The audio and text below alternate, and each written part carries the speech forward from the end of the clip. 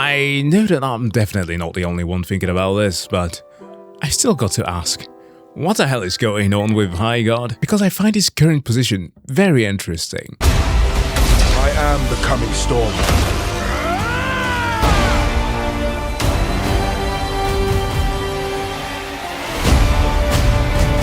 Quick recap. So, Highguard was revealed during the Game Awards of 2025 by Jeff Keighley, who reserved it as the one more thing of the show. Now, to put into perspective what the one last thing tends to be, you just got to look at the previous years. Like in 2024, we had Intergalactic: The Heretic Prophet, a game that reminded us all that we should be buying CDs or somebody's mixtape. Physical media, just in the advance of a future full of AI slop. No, but it is a Naughty Dog title, the next big thing, and regardless of how you feel about Naughty Dog and the endless remasters, the catalog is full of quality content. The same thing applies to the 2023 Game Awards, where we had Monster Hunter Wilds, a game that, while having been plagued by bad optimization and neglect on the part of Capcom, was not disregarded because of lack of desirability. Absolutely not. The game sold more than 10 million copies in early 2025. And even further, if we go back to 2022, I do believe that the Drip King Yoshi P did show up to announce Final Fantasy 16 and etc, etc. So definitely a big thing, and given that we have had recent reports showing that announcements at the Game Awards have now soared to quite the expensive degree that are literally comparable to booking an ad slot at the Super Bowl, having a game set in that sport, whether made by a AAA studio or an indie one like Arc Raiders in 2021, does bring with it pretty high expectations. And also, just adding to the factor that multiply the severity of this situation, Jeff added hype to this by mentioning that this was made by the people who worked on Titanfall and Apex Legends. So, you get what I'm driving at. This thing was not just sandwiched in between a corporate slop that would have made it forgettable, like, I don't know, 4 Loop or something. It had a very specific spot that truly put it into the world's eyes. And the thing is, what was shown was definitely something. I would not call it outright bad. I would actually call some of what I saw pretty fun, because it was comprehensible. It was the competitive shooter that we've seen before, like many in its ilk. It's one that was trying to mix a bunch of titles like shooter, PvP, siege mechanics, and heroes with abilities set in a medieval settings while using guns. Parts which separately tend to be pretty good, but when put together, seemed to me as if they were trying to do too much, and sometimes when you try to do too much, you end up not appealing to anyone. And I know that this has been said to a nauseam already, but calling a game a new breed of shooters while the product that is inside is, at least at first glance, not very different to what we've seen before, is pretty funny. Now, the thing that especially interests me with Highguard is what is eventually going to happen to the game, because it has already been branded as a failure by many people, and that rarely happens, but when it does, it really sticks out. Whether we're talking about a king that earned that reputation with Concord, that other game that tried to redefine and, pardon me, make shooters great again with Splitgate 2, or games that barely last a day because of the inclusion of AI slop into them, like that recent Postal game. It's understandable to see that some people already brand something that seems to miss the mark as a failure, but many still hold hope, and I personally kind of do that, because I'm not out here to ever farm for hate. I absolutely hate that practice. I personally don't think that it ever helps anybody, especially when it is targeted towards people who do in fact put a lot of time into making their games and are often affected by mismanagement by the higher ups. And I know that this case is slightly different because the studio is independent, but I would personally very much like this game to pull a funny, be a well-functioning and robust game that we all end up taking interest in, and one that just becomes a beacon that restore our trust in studios and their promises. But, the many cautionary tales that I just mentioned and the warning signs really do make me think otherwise. Now, a motto of mine tends to be that I consider both successes and failures as good teaching tools to examine how to constructively criticize media and art in general. And looking into this, I kind of want to go through clearing up certain misconceptions. I think that that's the right word that we can apply here, because there is, on one end, a certain degree of hate. Perhaps hate is a strong word, but there are some nonsense out there that are high on the culture war tonics who have already put this game aside in the same way that they did with Concord for their own personal and subjective reasons, generating AI slob article about how EA presented Highguard bruv. This is not an EA title. If you're going to accuse game journalists of doing game journalist things, don't do game journalist things. But yeah, let's replace the word with criticism. A lot of the criticism towards this is of course based off of the reception to the trailer and the announcement paired with the hype as the new breed of shooter. The game is likely trying to be like a hybrid MOBA with larger maps and the need of mounts a la a first-person World of Warcraft. Or just Overwatch, but better and bigger with things that we actually want in the game. They themselves categorize it as being a raid shooter, which I guess all and dandy could be awesome, except that the team has done a very piss poor job at communicating to anyone. The website is barely linking to the same trailer that we all got to watch. The Steam page, well, at least as of recording right now, which is 11 days before the game actually releases, has but 2 sentences describing the game.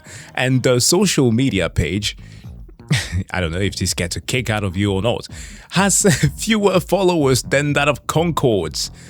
A dead game that, in hindsight, compared to the titles that I mentioned before there, and many others that have seen the light of days recently, I'm gonna say it, Concord, I'm sorry, I was not familiar with your game, but I'm still gonna let you fall though. So yeah, having negative perception of the game is totally understandable, but what isn't is the outright misinformation, the lies, and, gamers, the death threats and harassment levied towards the developers. What the fuck? Take the aforementioned idea of the cost of being featured at the Game Awards. There are some people who are positing that there was a 7-figure amount that was paid for Highguard to be featured at the Game Award. This is of course framed by many to ridicule the game, so that, look at this fucking failure, paying so much money and then becoming a no-show, okay? This comes, of course, off of the discussions that the Game Awards slots have been ridiculously expensive in recent years, and thus a game not living up to the standards that we expect whilst being brandished as something extraordinary rubs some people the wrong way. The thing, however, is that have any of these people considered the idea that some of the spots are reserved for free? Yeah, the spots at the Game Awards do in fact range from free to $1 million. This is and has always been part of Jeff's shtick of traveling the world in search for great titles that he believes will create a buzz and reawaken some type of interest in different genres within players. This is part of the reason why we often get to see some titles at the Game Awards that the vast majority or general gaming public would not really care for and or just find straight up weird, like fucking Baba Yaga and her bird friend going on an adventure. No, seriously, what the fuck is this? I want it now. Now, whilst this has not been confirmed, I likely believe that the special spot was something that should have gone to Light No Fire, the game from the developers of No Man's Sky, whose CEO, Sean Murray, was a no-show due to some familial matters, I think was the mention for the reason why he didn't show up, and thus we could not get the most awkward man in the world to actually show up on stage and tell us what the next step for his game was going to be. No. At least that is my theory, okay? There could be a myriad of other reasons as to why this didn't happen. And the thing is that we will likely never know if Highguard was in fact chosen so to cover for another title, because revealing how much each title are paid for to be featured on stage is not actually in Jeff's best interest. So yeah, we might never know about this. But another thing has been the potential of a shadow drop that I've heard some posits about. Or is it a shadow release? That might be the right word to say here, because we already know that the game is coming out in 11 days. Because corporate marketing will not make any sense here, because A, the game is free, B, they would be wasting a mil on a game awards according to some people. C, we haven't seen any attempts at like guerrilla marketing where developers just reach out to influencers, Discord servers, like the whole 9 yards to have them do the job rather than a marketing agency. I don't see any of this being a possibility, because yeah, these might be the devs who worked on Titanfall and Apex Legends, but they are not going to be able to do what happened with Apex. Because I don't know how many of you remembered what Apex did when it was shadow dropped, but that thing was insane. Vince, rest in speed, and his team dropped the game and let it speak for itself. The game amassed, I think it was 25 million players within the first week and over 50 mil within the first month that it was out. Apex Legends was insane. Yes, the game is kind of dying now, it has sub 100k players, but that's like a once in a lifetime achievement. And while I would very much love to share the possibility that the devs are trying to catch lightning in a bottle twice and shadow release this thing, I don't think it's going to work, because you can't do that when you've gotten the attention of the whole gaming world in an event like the Game Awards. So yeah, they are likely going to release this in radio silence, because no matter what you do, it's going to be ill received. So just do the No Man's Sky thing. No testing, no waste of resources on marketing. It's a free game, so those who care for a raid shooter with siege mechanics might as well just jump in and try the thing and let the game speak for itself. Because the studio at the moment doesn't even have the luxury to do what is, funnily enough, a benefit now for Marathon, as they had the chance to go away, rework and remove the plagiarized stuff that they had in there, rework the stuff that they got feedback from the beta test, and release something that actually created a positive buzz about the game now. So yeah, essentially when you do not have the perfect storm, that's not a right thing to say, because that's kind of negative. If you don't have the right cocktail of good reputation, shadow dropping, and the timing of doing so in February of 2019 when the New England Patriots won the Super Bowl, like what the fuck? Sorry, like Apex did, all you really can do is to stay silent. Now, do I believe that Highguard is going to fail? I don't know, but I don't want it to. I think that it really sucks to experience, especially the people who are working on this right now, being bullied relentlessly by many who could be doing this actually in a good spirit, because yeah, we've experienced a lot of failures, but there are a lot of people who are jumping on the train of, especially the Forbes article that came out of it, right? The 3 weeks of radio silence or whatever it was titled there in it, but who are doing this because they want to rage farm. I hate that, because what actually happens when we have independent studios, not AAA here, who are absolutely delusional with their tech CEOs continuously pushing AI on us, is that studios will not be willing to take more risk. And yeah, I understand, like I stated before, this is not something that is likely appealing to a lot of people. I am continuously beginning to understand how the many unks of the world actually have felt for a long time.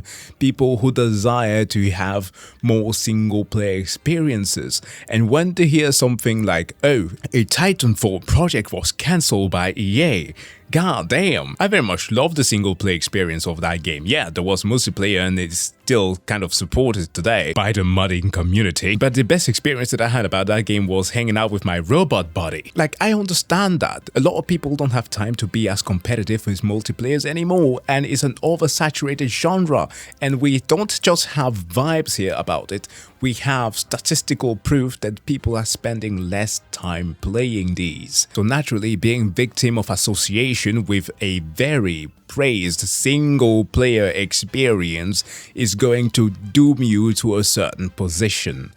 but I still very much would like this game to succeed. The thing, however, is that it does not have the ingredients for it. Like, here's something that some of you might find to be a little bit controversial, but whatever. Even a title like Concord, despite the many people who were harping about, oh, it's because of the game design, the many characters or whatever, the looks aren't pleasing at all. Who gives a shit? Okay, don't misunderstand me. When I'm saying that who gives a shit, I'm talking about the fact that, yes, a space retro aesthetic is supposed to be looking this way, carrying the Guardian of the Galaxy vibes. And yes, while the designs were not distinct enough to separate the characters and make them stand out, I'm not going to lose my shit over these designs. What they had instead was actual forethoughts about a story. They had weekly cinematics planned for this, flipping intergalactic space pirates. A beta test where people actually gave them feedback for the many mechanics that were wrong with the game so that they eventually could have had time to fix it. In other words, Concord's failure were actually based on a lot of objective factors. They had something that actually could generate buzz about this. And when you have a genre with hero shooters that is predominantly decided by the lore that is built around the characters, the vibe that people have when they come across them, and you do not communicate anything, then what do you expect people to do? So what I like to think is going to happen is that in 11 days, as Highguard will release, if players deem it interesting enough of a game to play, with solid mechanics, solid movement, again, the reputation upon which the creators of Titanfall are known for, the move that I personally will do is then start releasing some story about the characters and explaining what the hell is up with this world. Now, as I've stated before, I don't exactly think that this is going to succeed because people already have a preconception about the game, right? They formed themselves this negative view of what this is going to be, but I have my fingers crossed for them because it was sucked to have yet another title that actually could prove to be good just disappear. Because there's no way that this game is gonna be cancelled. There's no way. The game is done and it's free to play, so they might as well just release it. So yeah, I think that the marketing strategy has been weird. I think that it has likely been due to another title that should have been filling that spot. But no matter what happens, I will be trying Highguard. Because it is just there. You might as well do it, if just for curiosity's sake. And I would like to know if you would give it a shot, okay? And no matter what, I'll be covering it here on the channel. I would like to know your thoughts, and yeah, still wish you all to have a wonderful day, and see you guys in the next one. Bye.